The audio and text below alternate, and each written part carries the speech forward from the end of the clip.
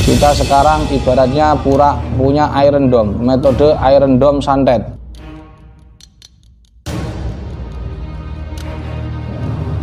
Punya Iron Dome santet, di mana Iron Dome ini akan berbunyi ketika ada serangan rudal-rudal dari para kahin atau dari para dukun santet.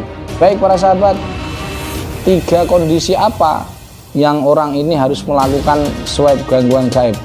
Oleh sebab itu kita permanenkan, kita tidak melakukan metode 3 ini dan tidak mengadakan pelatihannya, karena kita sudah punya metode gratis, tidak berbayar, tidak perlu pelatihan lagi.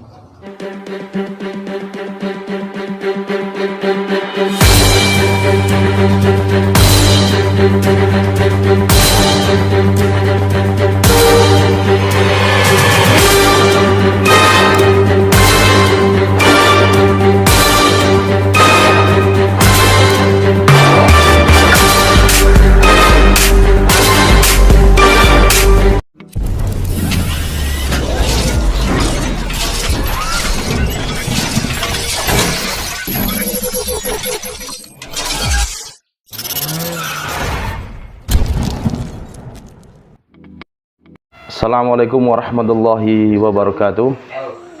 Selamat malam para sahabat SGTV dimanapun Anda berada. Mudah-mudahan kita semuanya selalu diberikan kesehatan dan dijaga oleh Allah Subhanahu wa Ta'ala. Kali ini kita sedang lembur persiapan karena besok mau melanjutkan rihlah, yaitu tepatnya di DKI Jakarta, dan kita sedang lembur bersama Kang Budi, Pak Kiai Amin, dan Ustadz Sirot, karena kita besok perjalanan itu ke DKI Jakarta, dan setelah itu melanjutkan kembali dari Jakarta ke Jawa Barat. Minta doanya mudah-mudahan perjalanan kami serombongan diberikan kesehatan, diberikan keselamatan, khususnya guru kita selalu diberikan kesehatan, panjang umur. Baik, saya akan berbagi sebuah video, yaitu ada 3 hal yang perlu diketahui dan wajib dilakukan oleh praktisi JRA, terutama melakukan swab.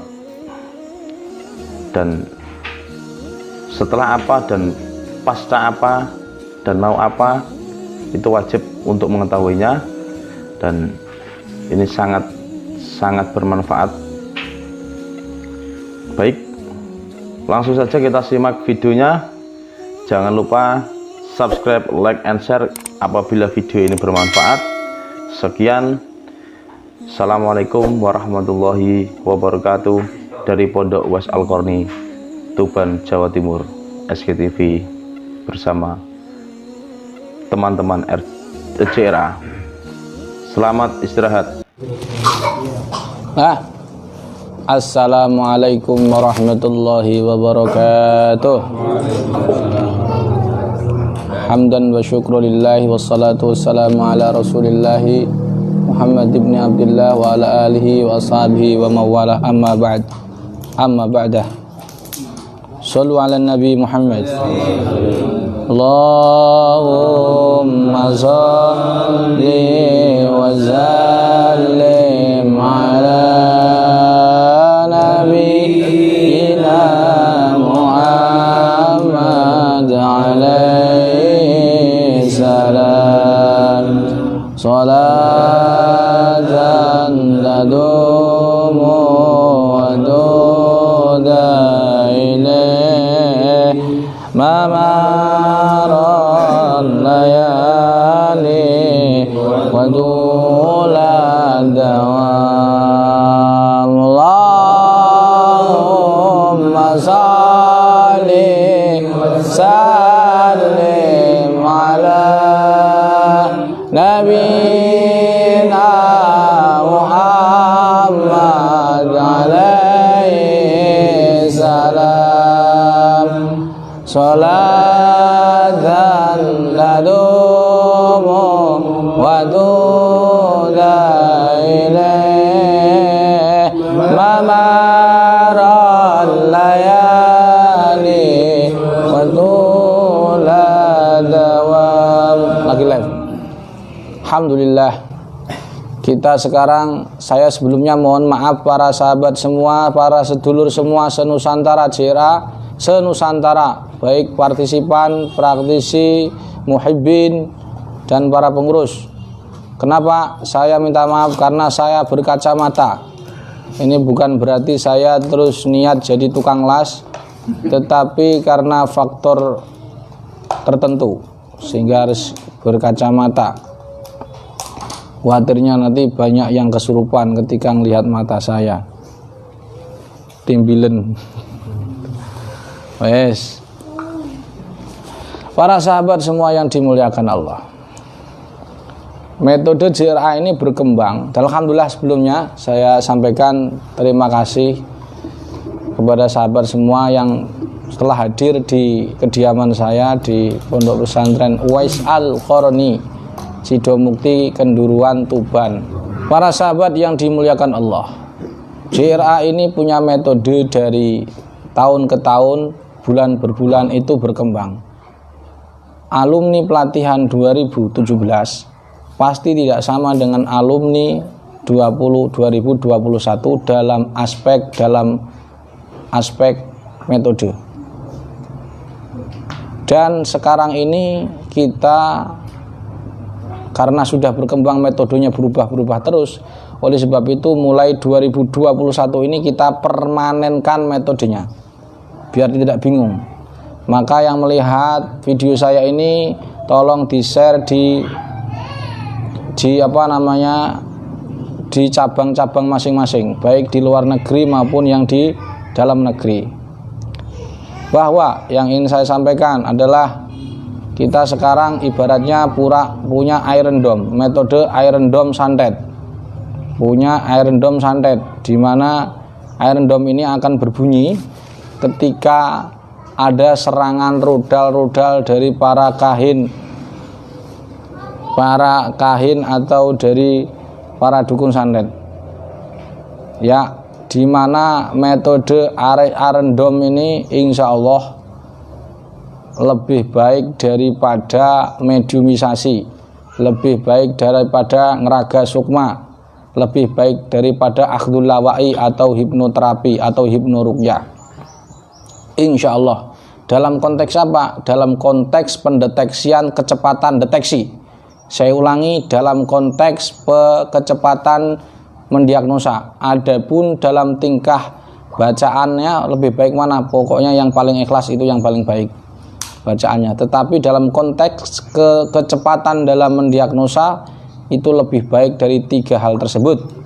Dan perlu dipahami, saya sendiri juga sudah kenapa saya bilang begitu, saya klaim begitu, apakah itu sekedar klaim atau fakta atau cuman dogma.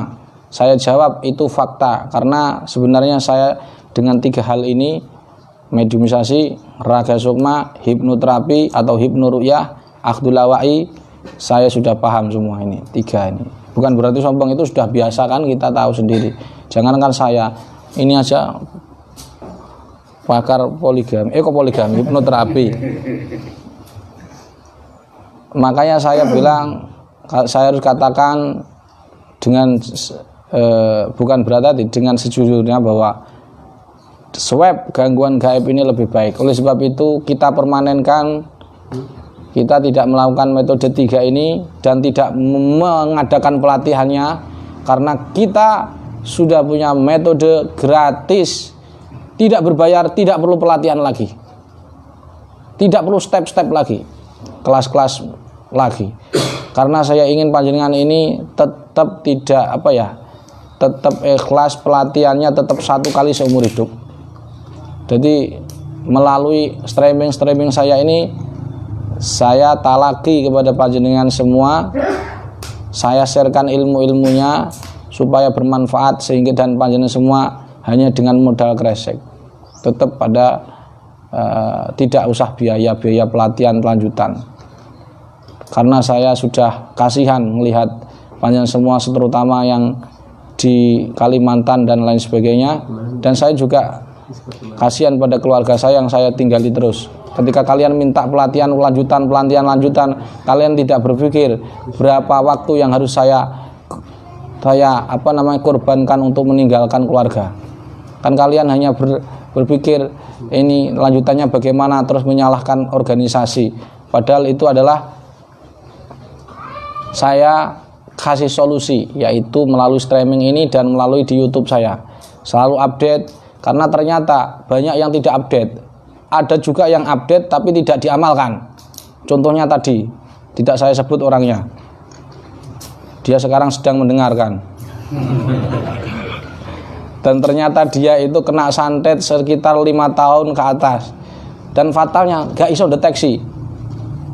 Tidak bisa deteksi. Harusnya sudah awal sudah terdeteksi. Baik para sahabat, 3 kondisi apa yang orang ini harus melakukan swab gangguan gaib? Mohon maaf, saya tidak akan nge-share bagaimana gangguan gaib, swab gangguan gaib pada streaming kali ini. Kenapa? Karena ini khusus praktisi, sedangkan kita tahu grup DRA ini ada 23.000 orang yang ikuti dan sebagiannya bukan praktisi. Maka saya cukupkan, saya anggap kalian sudah paham. Bagi kalian yang tidak paham swab gangguan gaib, mohon maaf, wajib bertanya kepada ketua, bukan divisi ruqyah, karena ini wajib semua tahu gangguan swab gangguan gaib. Kita tahu, mohon maaf, di Jawa Tengah saja yang terindikasi ketua PC-nya kena santet itu ya, ini saya terus terang ya, itu ada 50% lebih. Kenapa? Karena kebanyakan belum tahu swab santet dan mengabaikan ilmu-ilmu yang sudah diberikan lewat streaming YouTube saya. Baik, lakukan swab santet. Saya ulangi, saya anggap kalian sudah paham swab santet. Kalau sampai tidak paham swab santet, buka lagi buku yang terbaru dari Pak Sekjen halaman 32. Jadi nggak pakai metode air, itu pakai langsung. Pertama, yaitu ketika swab santet wajib kalian lakukan ketika kalian pasca meruqyah orang yang gangguan gaib. Jadi kalian tidak boleh setelah meruqyah misalkan orang terkena santet, kalian langsung pulang, nggak boleh. Wajib swab dulu di tubuhmu, adakah reduksi energi santetnya. Deteksi mulai kaki sampai kepala. Jika kalian merasakan ada energi yang masuk sekecil apapun, itu usahakan ruqyah mandiri. Setelah ketemu diagnosa ruqyah mandiri baru dikeluarkan, dan kalau bisa ruqyah mandirinya jangan di depan pasien.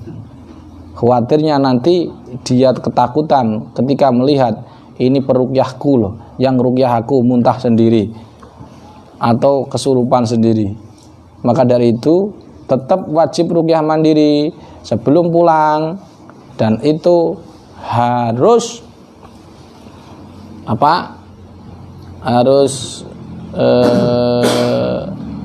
dilakukan sebelum masuk ke pintu rumah. Pertanyaannya, kenapa? Karena saya ini sayang kepada kalian. Jangan dikira saya ini terus memberi ilmu yang aneh-aneh, enggak. Contoh boleh saya bilang, boleh gak? Contoh Pak Ketua ini, oleh sama kamu dia ngomong oleh loh ya. Dia seperti ini, dia ngeruqyah orang tanpa ruqyah mandiri ketika pulang, sehingga si khodam ini akan punya kemampuan penciumannya tajam lebih dari anjing. Oleh sebab itu kenapa kita tahu orang yang disantet itu bekas bajunya dibuat sempake, katoke, kondomi dan lain sebagainya. Jadi sama ini kopiah pokok sempake ku. Nah, jadi nyun sewu, celana dalamnya itu dijadikan media santet. Pertanyaannya kenapa? Karena jin ini punya kemampuan membaca reduksi energi atau penciumannya tajam melebihi anjing. bahkan 1000 kali lipat daripada anjing. Oleh sebab itu, jangan dikira ketika kalian meruqyah orang, kemudian si khodam dan teman-temannya ini tidak bisa deteksi kalian. Jangan dikira. Maka solusinya bagaimana supaya tidak bisa mencium? Gampang. Ruqyah mandiri.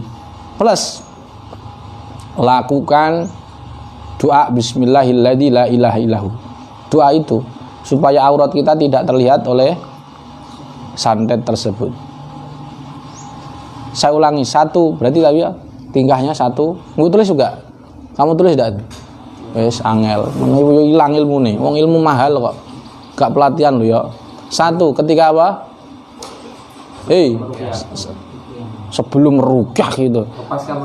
Pasca meruqyah gangguan gaib. Oke? Swab santet dilakukan 1 apa? Dalam keadaan pasca meruqyah gangguan gaib. Yang kedua, wajib dilakukan sebelum meruqyah orang. Iya kan? Ini ada orang sakit, kamu wajib diagnosa penyakitnya ini psikologis, medis atau gangguan gaib. Kamu harus lakukan. Tapi jangan ngandalkan metode. Misalkan kamu ada orang sakit, kamu langsung akdul lawai. Lah kalau di hipnoterapi atau akdul lawai kena mesti psikologis, trauma masa lalu. Contoh, orang mudah kesurupan, kamu akdul lawai. Nanti ketemunya adalah ada 3. Kalau tidak broken home, kekerasan rumah tangga, pernah ditampar, pelecehan seksual. Biasanya itu kalau hipnoterapi, trauma. Lah kesalahannya di mana? Bukan masalah metodenya. Kamu diagnosanya nggak matang, langsung akdul lawai misalkan. Nggak boleh dong. Lihat dulu kalau ini psikologis misalkan. Ya kamu akdul lawai, tapi sekarang sudah ada tazkirul Quran. Kalau ini medis, herbalnya apa? Kalau ini non medis, sumbernya mana? Begitu. Jadi swab gangguan gaib yang kedua harus dilakukan apa? Sebelum meruqyah. Nanti jika ada datang ke sini pasien atau praktisi, ketika minta ruqyah kepada saya, maka saya akan tanya kepada ketua PC, sudahkah diajari swab gangguan gaib? Kalau belum, entak marahi ketua PC itu. Siap. Ben nesu purek ya wis ben. Nyantet aku monggo. Ben dosa dhewe. Iya. Jadi ketika saya bilang, "Kuis diajari ruqyah santet apa belum?" Belum, salah. Jadi salah sapa? Ketua PC, tanggung jawab dong. Masa ketua PC nggak mau disalahkan? Kan dia tanggung jawab, pemimpin. Nah ya. Ngono wis maklum, disalahne warga, aja ngersula, aja malah nesu. Salahne kok nesu gitu. Ora apa-apa salah. Yang penting iso memperbaiki di wa khairul khotoin atau wabin. Sapi-api wong salah iku wong sing mau bertobat. Wis gak apa-apa salah. Aku yo salah, sering salah. Gitu. Yang ketiga, lakukan swab gangguan gaib itu setiap pagi dan sore. Lakukan apa? Setiap apa? Pagi dan sore. Setiap apa? Pagi dan sore. Setiap apa? Pagi dan sore. Lapo tak baleni ben gak budek pengen. Ben gak apa? Ben gak gampang lali. Koyok apalan Quran, lapo wong apalan Quran, orang mergo cerdas wong apalan Quran itu, orang hafal Quran bukan karena cerdas. Ihfadzil Quran kama tahfadzul Fatihah. Hafalkan Quran seperti menghafal Al-Fatihah. Pertanyaannya, kalian pernah enggak menghafalkan Al-Fatihah? Enggak pernah, tapi kok hafal? Karena sering diulang-ulang. Oleh sebab itu kalimat saya tadi saya ulangi 2-3 kali biar kalian hafal dan dilakukan. Ojo kok diwasi tok. Terus gak dilakoni. Iya kan? Akhirnya santetnya enggak sembuh-sembuh ya enggak. Baik, itu para sahabat, 3 kondisi di mana 3 keadaan di mana apa tadi? Swab gangguan gaib itu harus dilakukan. Saya ingatkan warga panjenengan semua. Ketua PCJRA di Jawa Tengah saja hampir 50% kena sihir. Saya nggak nyebutkan lah. Itu di Jawa Tengah. Bagaimana yang di luar Jawa? Nah, dan kalian nggak perlu ngeresulo, nggak perlu takut. Kalau takut nggak usah ngerukyah, tidur saja di rumah sambil nonton Upin. Oke, sudah. Nggak cukup rutinan, rotibul hadat rutinan, nggak cukup sakron saja setiap rutinan, nggak cukup. Kita ya setiap hari rutinan. Udah di pondok itu setiap hari rutinan. Dzikir juga, tapi tetap kesandet. Nggak masalah. Kalau kalian nanti mati karena sandet, nggak masalah juga. Innal maktula dzulun fahuwa syuhada.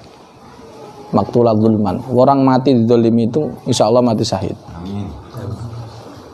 Itu nggak ada hadisnya, nih para ulama sebutkan begitu. Didolimi, apalagi sampai disandet perutnya, matbun dia masuk kategori syahid dunia.